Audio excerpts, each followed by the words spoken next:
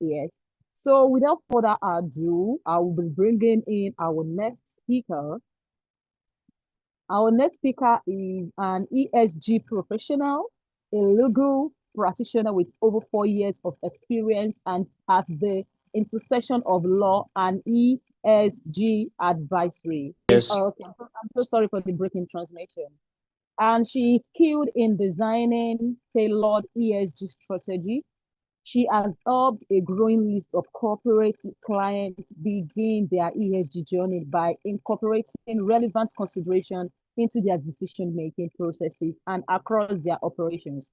Over the course of her career, she has also successfully facilitated training programs for both in-house team and C-suite executives, equipping them with the knowledge and tools needed to navigate the evolving landscape of ESG considerations.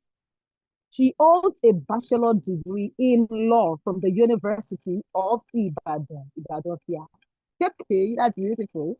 And a master's degree in Africa and International Development from the University of Edinburgh with a standing ovation, with a beautiful round of applause. You people are not clapping. You are not clapping. You people are not clapping. If you're not clapping, I will tell her not to talk. She will not say anything. With a clapping ovation, with a smile on your face, with a standing ovation and a clapping ovation, let's welcome leader Modupe Ojo, aka Mo. Let's give her a round of applause. Leader Modupe, the floor Yeah, is such yours. yeah, such a very Oh, no. passionate host, and that's very impressive.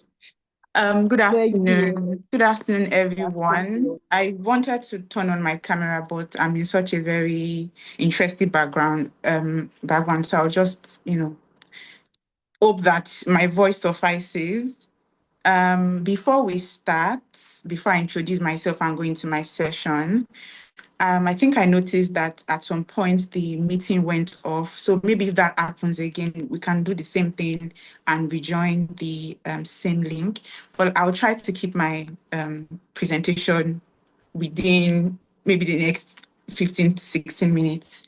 But before I also start, I would like if people could just, pop in the comment section. What do you do? Are you a student? Are you self-employed? Are you employed? And I'm saying that because I spoke with the team lead and she told me we're going to have a cross section of people in this webinar. So I just wanted to be sure that there are students, because I have things targeted at students. There are people that are employed, so that I just don't, speak all over the place. Okay, there's a copper. That's amazing. Someone is self-employed, volunteer. Um, just wanted to be sure if there are students here as well, because that's where we start from. Okay, I don't know what Mene is asking for, but that's amazing. Maybe anybody has a job for you. Okay, so I see that a lot of people are self-employed and core members. Nevertheless, yeah, there's a student, so that makes everything even perfect. So it's very great to be here today. My name is Modipe, as I've been introduced. And in my profile, they had mentioned that I hold a bachelor's degree in law and a master's degree in international development from the University of Edinburgh.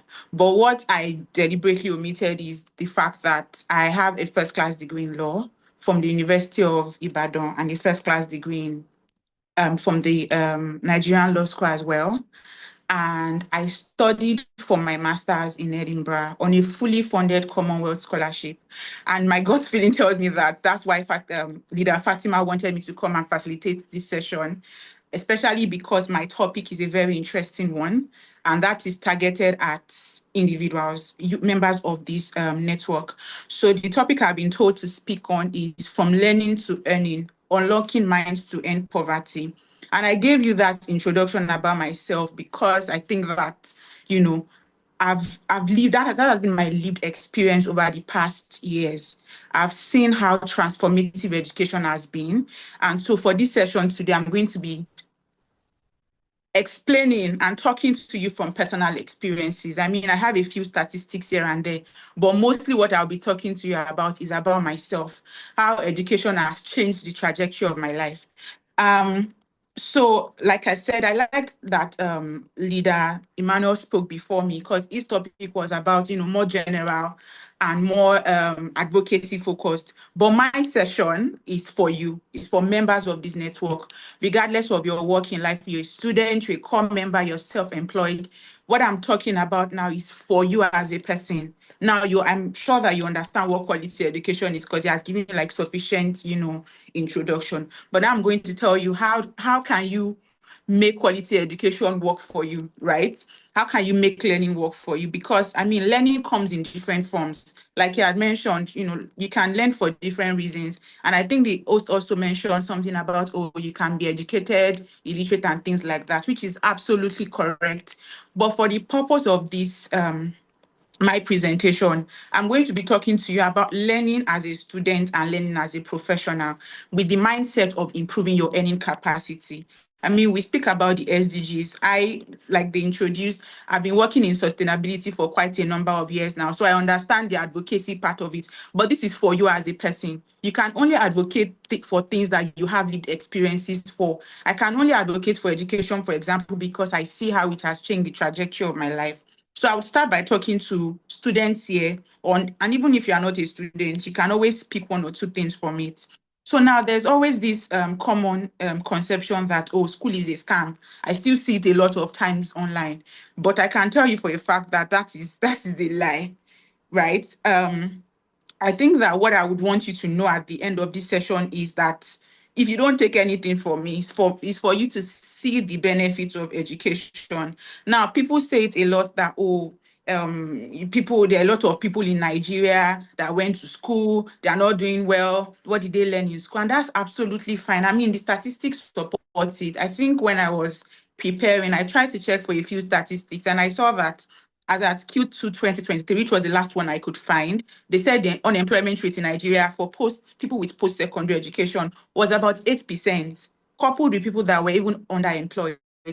So when you see statistics like that, definitely it discourages you and you're like, oh, what exactly am I even doing in school? Why am I focusing on this when I can be doing X, Y, Z and all of that? But one thing I know is that education is still one of the most reliable door openers, especially for people like us. I don't know if any of you has a trust fund, but especially for people like us that don't have a trust fund, one of the most effective ways for you to make something out of your life is to get an education. And it doesn't necessarily even need to be within the four walls of a school, like other people have mentioned. But that's a very good first start. And I'll give you instances. Now, people say school is a scam, there's that misconception.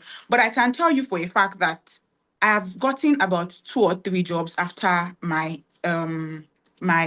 time in the university. And I don't think I did any proper in quote interviews for any of these jobs. It was on the basis of my academic excellence because people could see that, oh, for you to have done so well in school, that means there's something about you. That means you're disciplined. That means you're able to get things done. That's what um focusing on your education, on your academics does for you. It signals to people even before they meet you. I still have people reaching out to me on LinkedIn till dates. I've been out of school for a while and people are still reaching out to me like, oh, how did you do this and all of that? And I'm getting opportunities because of that. Like I said, I'm here because Fatima knows, my academic background and things like that. Also, aside the job part, which is like one of the most important things for earning, by the way, there's also the fact that if you intend to further your studies, especially outside Nigeria, I assure you, having a first class, having good degree, not necessarily a first class, but having, a first class, a second class upper and things like that, it makes it easier for you. I mean, I always use, and like I said, I'm using myself as an example. Remember I said I have a master's degree. When I was doing my master's, I was just coasting. I mean, I had like some other personal reasons and all of that, but I think I finished with a 2-1, right? And so when I mildly considered doing a PhD, I realized that most of the programs wanted me to have at least a distinction in my dissertation. So what that meant was, I could still apply for some of these PhD programs, but I would have to do a lot of extra, what we call shalaye. And that's what happens when, you take your academics with like, levity and like, oh, I don't need to take my academics seriously and all of that. Definitely, you can still do so much for yourself without finishing with the best of grades. But while you're a student, why don't you just make the best use of your time so that when you get into the world of work, it gives you like a leverage, because there are so many opportunities out there that are like, oh, especially when it's your entry level, where they're like, oh, you must have XYZ grade, you must have XYZ degree.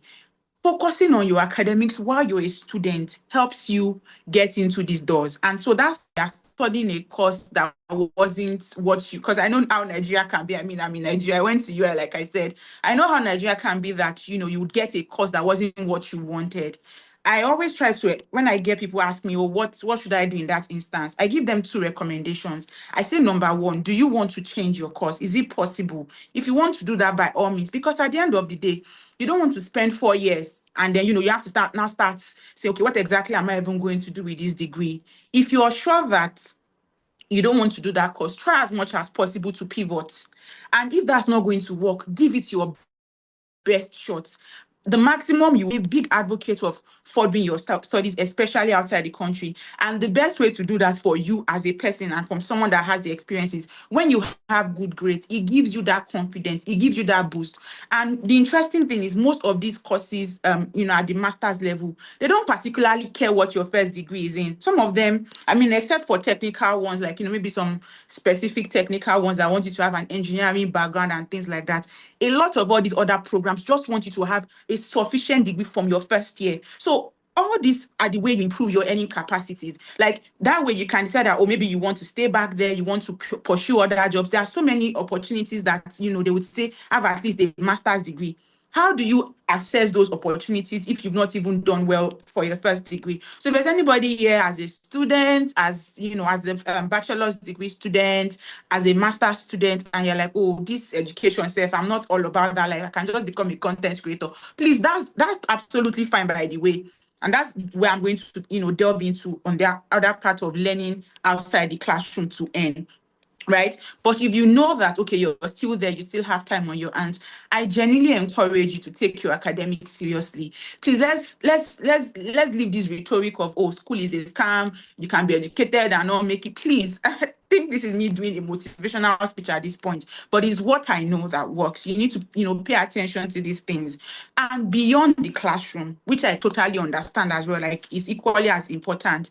As a student, what I would encourage is that if you for any reason, I'll use myself as an example again. When I was in school, I did a lot of, other things to make money. But one thing that was at the back of my mind was always I was learning.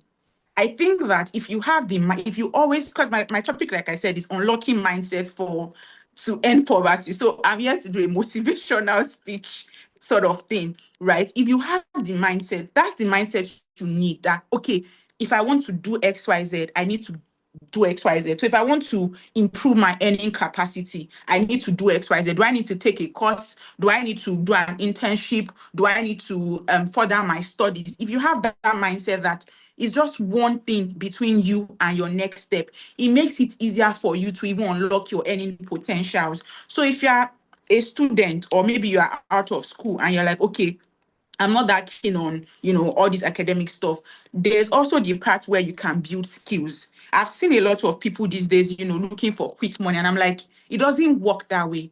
When you want to earn, the very first thing you need to do is actually learn. And I think the speaker before me had mentioned, it doesn't even the children in the displaced camps, you can hear that he said, they're not just teaching them books, they are teaching them skills as well. Learning is not just, oh, I'm learning how to do this, no, learning also means picking up skills. So if you're like, oh, I'm not that keen on academics and all of that, which I think you should be, by the way, then you need to start exploring your interests early. Do you want to volunteer? That's a way to learn by doing. Do you want to intern? Another way to learn by doing. Do you want to do your small projects by yourself? Another way to learn by doing. Before you start, and I think being a student also puts you in a very in a vantage position, because a lot of people, what's the word to use now? Please just put in the comment section, maybe like an emoji, so that I know that you can see me and I'm not talking to myself. Okay, so a lot of people now, as a student, they let you get away with some things because they're like, oh, you're just starting out, so they don't really have that much expectations from you. So as a student, that's the best time for you to start picking up internships, for you to start volunteering, for you to start your own small project as well. So if let me just move away from students as well, because I see that there's also so many professionals here. Learning does not end after school. Like I said, I'm using a lot of personal experiences. I've pivoted about 2 times in my career. Like I mentioned, I have a bachelor's degree in law, but I had always known that it's not my thing to go to law firm. So one thing that has been constant though is I've always gravitated towards impact focused roles. So at some point I was working, in-house with a public-private partnership and doing infrastructure development. But then I moved and pivoted into sustainability. So I didn't go to school to study sustainability. My master's degree is in international development. I mean, but there was a course on it that I picked and said, okay, this is what I want to do. This is what I want to build my career in. And I put in the work to learn. I took courses, I took free courses, I took paid courses, I did an internship. What did I not do? And that was because I knew that if I wanted to improve my earning potentials, I can't just go there with my and say, oh, because I have a first class, give me a job. That it doesn't work that way. I needed to prove to like my potential employees that look, I'm a valuable addition because I know this. And I think what is also signals to potential employers is that, oh, this person that has invested time and resources in learning this particular thing is because they are interested. It's because they want to do something. It's because they like this particular thing. So if you are an employee, you're self-employed, for the corporates in particular, this is the best time for you to start thinking, okay, this what do I want to do post NYC? Do I want to get retained in the place where I currently work? In that instance, you need to start showing them your value.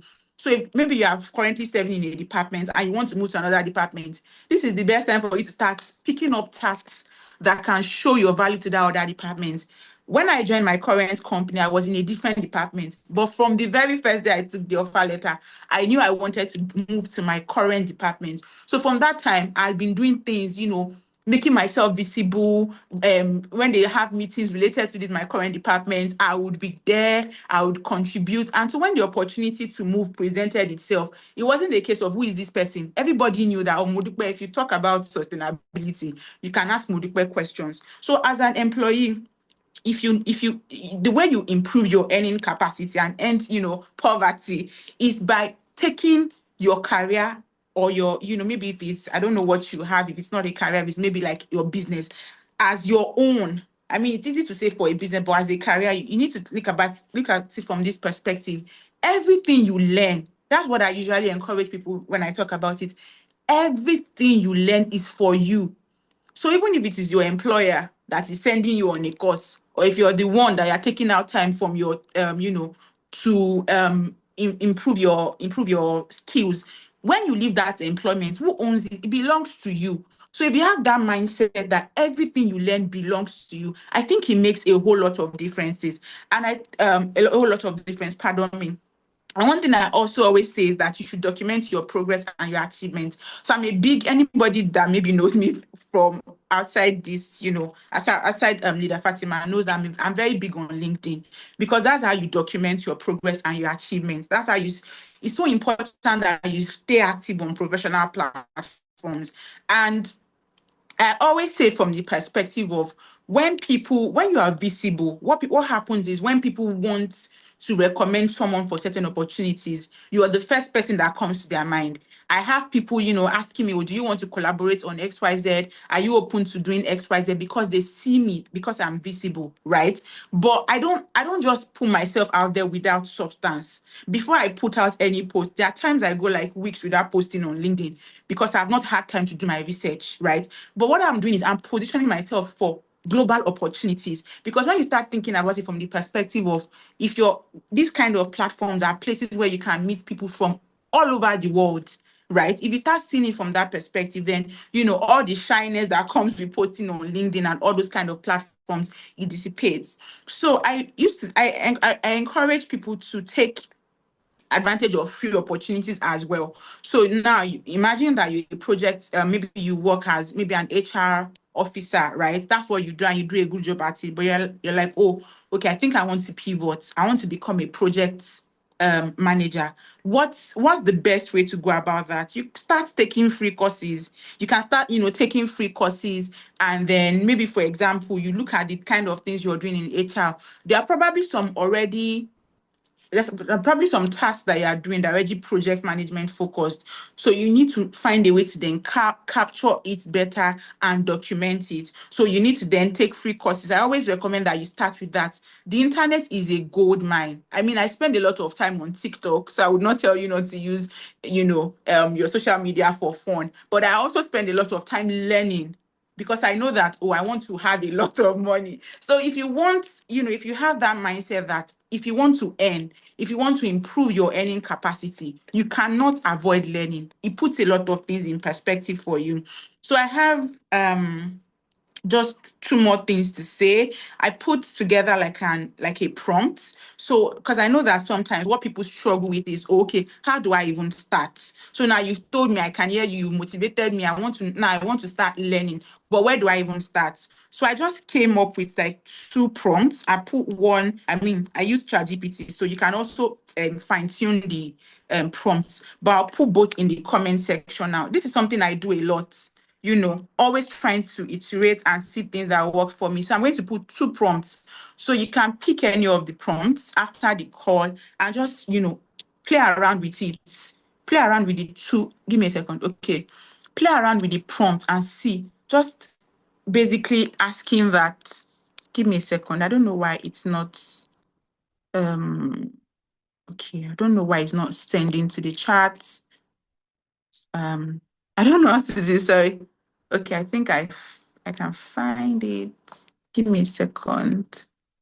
Um, just okay. This. Let me see if people can see my message. Hi. Okay, so why is this not going? Maybe it's too long. Let me try and trim it down a bit. Okay, so I think it was too long. So I'm dropping the first one for students. So basically like a roadmap that you can use. I use roadmap for everything, because when you have a structured plan for things, it's easier for you to make progress and track your progress. So now I'm saying, give me a plan. I want to learn XYZ. Let's say, for example, somebody that is interested in sustainability. You say, my name is Modupe. I currently work with an XYZ company.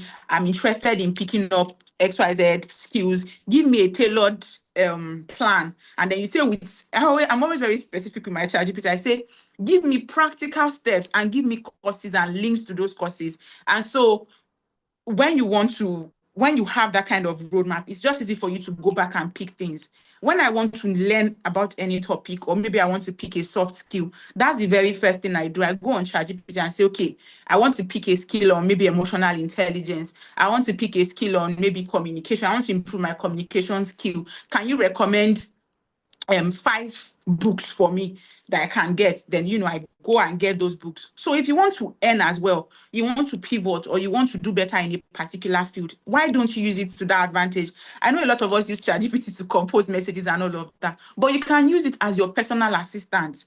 ChatGPT has a wide range of information, right? So this is the best way for you to use it and say, okay, I want to improve my earning capacity. I mean, you can even go back that way.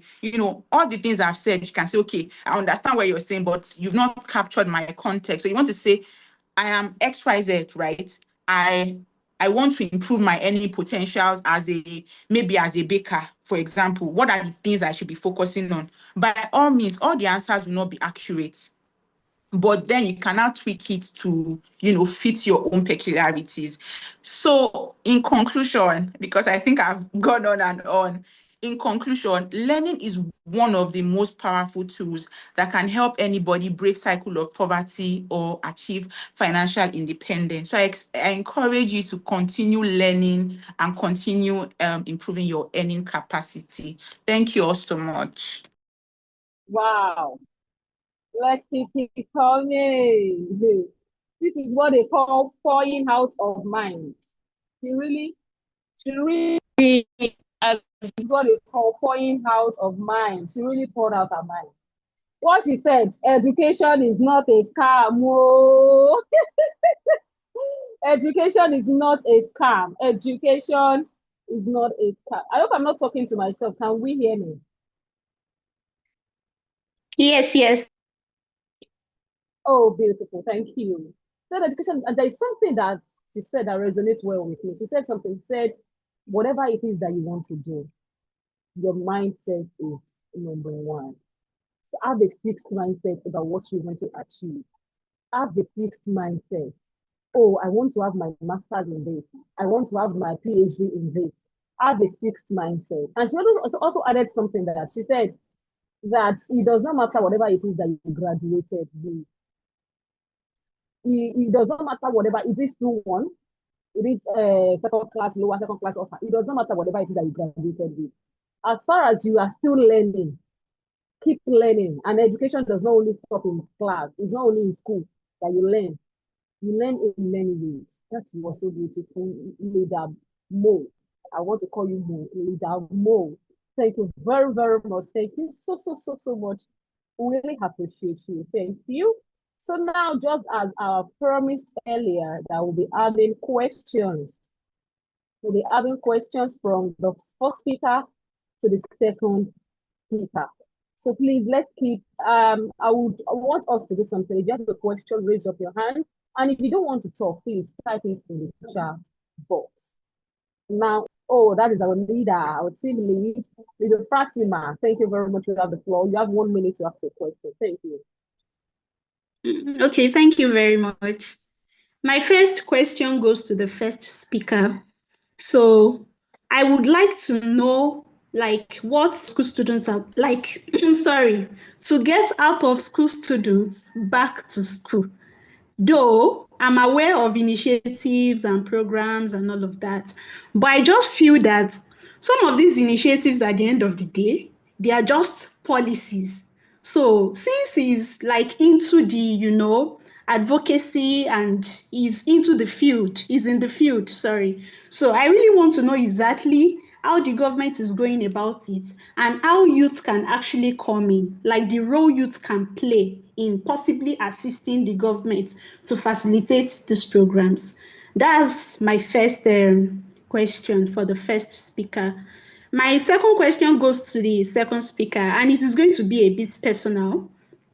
So I just want the second speaker to quickly tell us how she was able to, get a fully funded master scholarship. Like I know today, this particular meeting may not be the best time to answer that question, but I just want her to, kind of, I don't know, advise people on what to do to secure a fully funded Commonwealth scholarship. Thank you. Very much, Leader. Okay, so Leader Emmanuel, are you still here? Can you answer our question or any of the speakers that is available? Thank you very much. 1 minute, please. Thank you. Leah, I don't think Emmanuel is around, so I'll just take my own question. And like Fatima has rightly said, today cannot be enough for us to speak on that, especially because everybody hear me.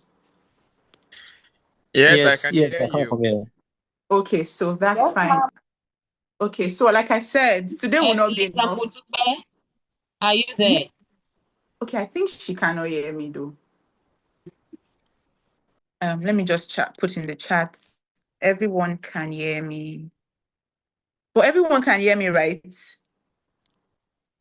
Yes, we can. From here, I can hear you. Okay, so I'll just speak.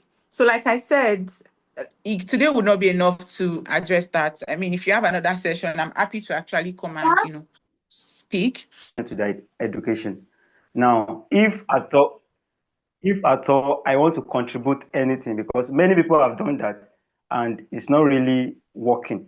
Now, the question is for me now, because the thing has been like a burden in my heart. What can I do to make sure that they see the value in education concerning the topic we talked about today? That's my question. Thank you, ma'am. Okay, so I would try to answer that question, especially because in my current role, I work with farmers. So my current role is like sustainability manager for a company that exports cocoa. So we, do a lot of things with farmers. So I understand where you are coming from, when you're in rural areas and then you are trying to, I mean, you yourself, the benefits of education, but then it's not like these people understand and all of that. I think one of the most effective strategies is sensitization. You would be surprised to see how much of that would work for the parents. So I think that most times when people think about these things, they talk about it only from the perspective of the children. But you've made a valid point yourself. At the end of the day, it's the parents. So I think that you need to look for a what's the word now? Look for a way to get the parents on board.